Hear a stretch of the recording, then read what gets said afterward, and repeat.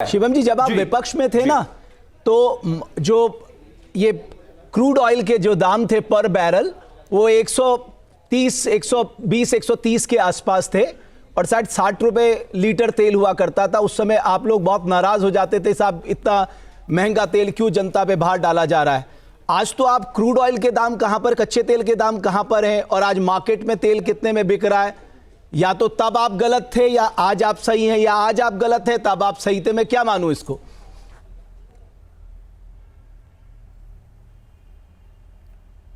अटल जी की सरकार जब छोड़ के गए थे तो कितने रुपए लीटर पेट्रोल था, आपको याद है?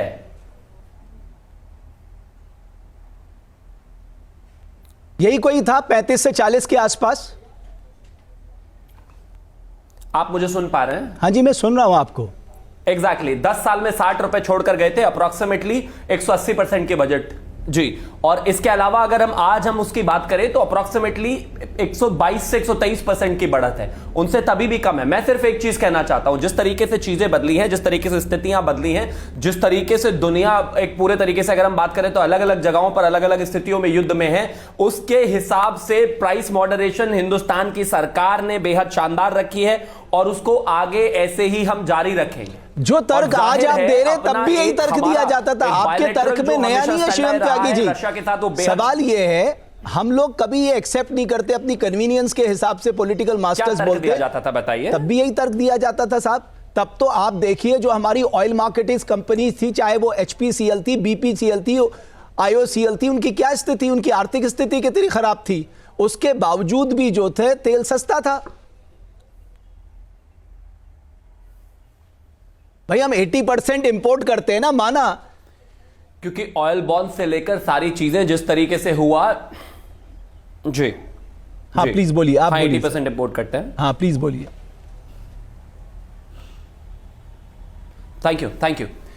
जहां तक ऑयल की बात है, सबसे पहले तो इस देश में जिस तरीके से ऑयल बॉन्ड्स को लेकर चीजों में सरकार ने आगे कन्वोलेट करी, उनको लेकर हम आगे बढ़े। उसके बाद अगर खास तौर पर हम बात करें तो हमने जो ऑयल प्राइसिंग है उसको मेंटेन रखा। पहले जो ये तर्क दिया जाता था वो उस समय स्टैंड नहीं करता था। जब हम 1998 में सरकार में आए, उस समय अप्रोक्सीमेटली मेरा ख्याल 22 रुपए के आसपास था। उस समय भी अगर खास तौर पर हम एनडीए की सरकार में रेट्स खास तौर पर तेल के बढ़े, उसकी अगर बात करें तो 60 से 65% हमने रेट बढ़े थे पूरे 5 साल में। अगर इनके समय की बात करें तो ऑयल की जो प्राइसिंग है अप्रोक्सीमेटली 210% तक बढ़ी। हमारी सरकार में अभी तक उतनी नहीं बढ़ी है। बावजूद उसके एक और भी बात है, यहां पर जो स्थितियां हैं, जिस तरीके से वर्ल्ड ऑर्डर में चीजें बदली, चेंज हुआ, युद्ध हुए, तमाम सारी चीजें हुए, बावजूद उसके एक स्टेबिलिटी हमने इस देश को दी, चीजें दी, बेहतर रखा, फॉरेन रिजर्व्स बेहतर रखा। और एक और चीज जो लगातार हमें ऊपर से एक प्रेशर देने की कोशिश की गई कि नहीं आप रशिया से तेल नहीं खरीदेंगे, एनर्जीज नहीं खरीदेंगे, उसको लेकर अंतरराष्ट्रीय स्तर पर मेरे देश के तमाम नेताओं ने और सरकार ने एक बात बहुत क्लियर रखी, राष्ट्रहित के लिए, हिंदुस्तान के लिए, जहां पर जो भी स्थिति बेहतर होगी, जिस देश के साथ हमें ट्रेड करना होगा, हम इंडियन प्रायोरिटी पहले रखेंगे, हम अपने देश का हित पहले रखेंगे और हम उसी को लेकर आगे बढ़ेंगे। ठीक है, अभी शुभ्रांशु राय साहब, अब आप जवाब दे दीजिए। आप जो सवाल पूछ रहे थे, शिवम त्यागी जी ने बता दिया कि इतने वॉलेटाइल स्थिति है पूरी दुनिया में, उसके बावजूद भी उन्होंने दामों को स्थिर रखा, उनका कहना है। देखिए, ऐसा है रमेश भट्ट जी की अब शिवम त्यागी अर्थशास्त्र के एक्सपर्ट हो गए। एक चर्चा आपने करी, इसमें अगर मगर के अलावा और इन्होंने कोई शब्द नहीं किया। रसिया के साथ कच्चे तेल एक प्राइवेट कंपनी खरीद रही है, भारत सरकार नहीं खरीद रही है। और जो सैंक्शन का नुकसान हो रहा है या जो हमारे यहाँ एक्सपोर्ट का नुकसान हो रहा है, वो किसी इंडिविजुअल का हो रहा है। अगर शिवम त्यागी कोई चीज अमेरिका में एक्सपोर्ट कर रहे हैं तो व्यापार का नुकसान शिवम त्यागी को हो रहा है, और कच्चे तेल और सस्ते तेल का बेनिफिट जो शिवम त्यागी के बॉस जो है ना, उनको हो रहा है। एक बात समझिए, मैं कहना क्या चाह रहा हूं, आपने बहुत अच्छा किया, आपने भारत के सम्मान को ऊंचा किया। मैं आपकी बात को बड़ा कर रहा हूं मित्र। मैं कह रहा हूं, मेरा सवाल सिर्फ इतना था कि सैकड़ों विदेश यात्राएं नरेंद्र मोदी जी ने करी, सैकड़ों एग्रीमेंट विदेश से आए हुए बड़े बड़े डेलीगेट्स जिनकी खूब चर्चा की गई नेशनल मीडिया पे, वो भारत आए। उसका एक बेनिफिट आप बताइए। आपने अपनी दोस्ती ट्रंप के साथ भी उतनी ही दिखाई थी, बदले में ट्रंप ने आपको H1B वीजा का गिफ्ट दिया। बदले में ट्रंप ने आपको सैंक्शन का गिफ्ट दिया। बदले में ट्रंप ने आपको 100 बार बोला कि मैंने वॉर रुकवा दी। वैसे तो नरेंद्र मोदी जी किसी देश के राष्ट्राध्यक्ष, किसी प्रधानमंत्री की अगर शादी होती है तो उसको भी बधाई देते हैं, और किसी खिलाड़ी के नाखून में चोट लग जाता है तो उसको भी ट्वीट करके जवाब देते हैं। उनको नेहरू जी याद रहते हैं, उनको अटल बिहारी वाजपेयी याद रहते हैं, उनको इंदिरा जी याद रहती है, उनको 1947 से पहले का भारत याद रहता है। लेकिन अगर उनसे कोई सीधा सवाल पूछा जाता है तो नरेंद्र मोदी जी का ट्विटर हैंडल नहीं काम करता है। आपसे सिंपल एक लाइन में पूछा गया, बहुत अच्छा शांति समझौता हुआ, बहुत सुंदर, स्वागत है भाई साहब। S-400 भारत को मिला, स्वागत है। परमाणु सबमरीन मिलने जा रही है, स्वागत है, बहुत बहुत स्वागत, क्योंकि देश मजबूत हो रहा है। मेरा सवाल उतना ही था कि इन सारे हथियारों को खरीदने के बावजूद पाकिस्तान की गर्दन भारत के हाथ में थी। वीर सेनाएं हमारे पाकिस्तान के 4 टुकड़े करने के पोजीशन में बैठी थी, तो उस दिन आपने दबाव में क्यों सरेंडर किया? उस दिन नरेंद्र सरेंडर क्यों हुए? रमेश जी, मैं जवाब दे दूं? ठीक है सुभ्रांशु राय साहब, आप रुक जाइए। शिवम जी, फिर मैं जनरल सिन्हा के पास जाता हूं। शुभम जी, जल्दी से आप जवाब दे दीजिए। मुझे 10 सेकंड, थैंक यू। बोलिए। हाँ, 10 सेकंड और दे दीजिए।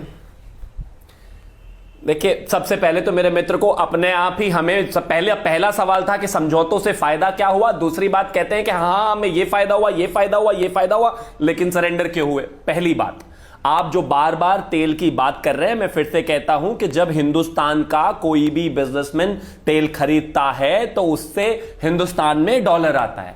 आज हिंदुस्तान में फॉरेन रिजर्व 688 बिलियन डॉलर है, तक क्योंकि मेरे देश के लगातार सभी बिजनेसमैन वहां से तेल खरीद रहे हैं। दूसरा, उस पर आते हैं, हमने एनर्जी में उनके साथ काम किया, हमने इसके अलावा इंफ्रास्ट्रक्चर में उनके साथ काम किया, हमने मेक इन इंडिया को लेकर जो चीजें हुई थी उस पर हस्ताक्षर करे, हमने इसके अलावा अगर बात करें तो मेडिकल फील्ड में उनके साथ समझौते करे, और जितना ये द्विपक्षीय वार्ता लगातार आगे बेहतर होती जा रही है उसको लेकर एक और चीज, इंडिया का स्टैंड क्लियर हुआ कि लगातार वर्ल्ड ऑर्डर में कोई भी व्यक्ति पुतिन के सामने बैठकर इस स्थिति में बोलने की हैसियत में नहीं है कि युद्ध नहीं होना चाहिए, या तो कोई यूक्रेन की साइड होता है या फिर कोई रशिया की साइड होता है, या फिर कोई कुछ कहना ही नहीं चाहता। मेरे देश के प्रधानमंत्री पहले के ऐसे प्रधानमंत्री हैं जो ये कहते हैं कि नहीं, हम किसी एक साइड नहीं है, हम बायस नहीं है, हम सीधा कहना चाहते हैं कि हम शांति की तरफ हैं। युद्ध नहीं एक सोल्यूशन हो सकता किसी भी चीज का। मेरे देश में बैठकर अगर इस तरह की चीजें होती हैं और वर्ल्ड ऑर्डर पर एक मैसेज जाता है, साउथ ईस्ट एशिया की तरफ से एक खास तौर पर मैसेज जाता है, और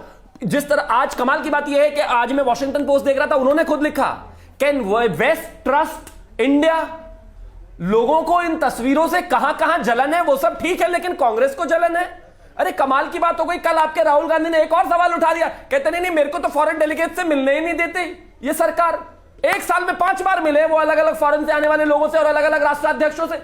ये सब मत कीजिए। मैं मानता हूं कि जहां तक आपकी फॉरेन डिप्लोमेसी का विषय है, ये एक ऑनगोइंग प्रोसेस है, पिछली सरकारों में भी रहा, इस सरकार में उससे बेहतर है, लेकिन आपको सिर्फ क्रिटिसाइज करना है तो विषय ही अलग बदल जाता है। और जहां तक बात नरेंद्र सरेंडर जो आप ये सब बोल रहे हैं, घर में घुसकर मारा, औकात नहीं थी आपकी अपने समय में कि उनको कुछ कह भी दो, पिटकर चुपचाप बैठ जाते थे शुभ्रांशु राय, चुपचाप एक बिजली बम नहीं चला पाते थे आप पाकिस्तान की तरफ। यहां पर भाषण दे रहे बैठकर सरेंडर कर दिया, घर में घुसकर मारा, 150 किलोमीटर अंदर थी हिम्मत, 100 से ज्यादा आतंकवादियों को उन्हीं के घर में घुसकर मारा। जवाब दिया आपने, क्या किया था? बातें कर रहे हैं। और हां, ऐसे ही कोऑपरेशन लगातार हिंदुस्तान और रशिया का बढ़ता रहेगा, और मैं तो मानता हूं कि जितनी भी चीजें हैं उनको लेकर हम आगे बढ़ते रहेंगे, चाहे वो डिफेंस का विषय हो, चाहे वो हेल्थ का विषय हो, चाहे वो इकोनॉमिक विषय हो, चाहे वो फॉरेन रिजर्व्स का विषय हो, चाहे वो ऑयल प्राइसिंग का विषय हो।